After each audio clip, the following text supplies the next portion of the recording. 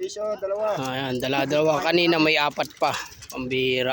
Wala nang ano. Ayun pa si Kuya Walter. Nag-aakot na ng isang sako. Ayun. Kuya Walter, tingin ka rito.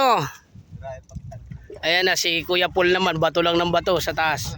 Ayun, sa sako. Oh, ayan na. Pahuliin ako ni Kuya Paul.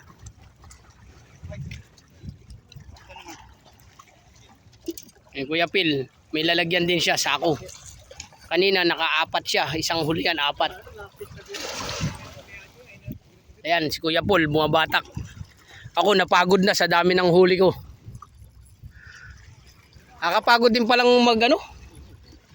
Nangalay yung daliri ko, parang hindi ko na kaya. Dalawa na naman yun, Kuya Pin.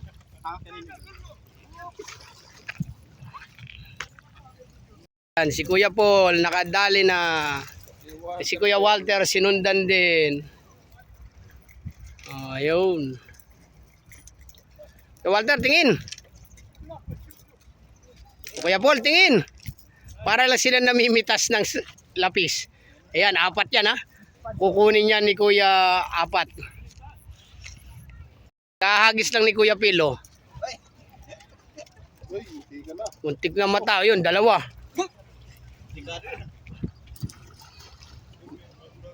Ayan, si Kuya Pilo.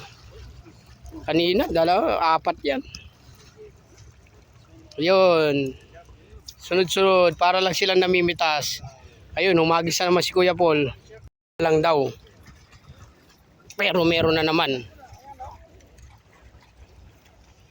Ayan.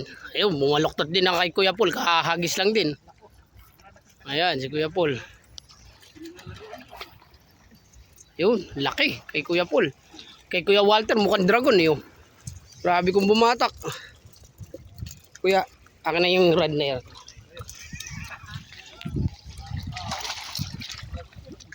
Ano kaya ito? Dragon yan. Kalakitok siguro to.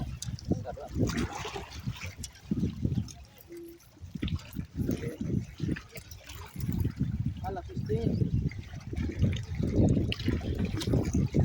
Hindi mo pala nahulaan. Oh. Kuya Phil, dumali na rin. Si Christian ko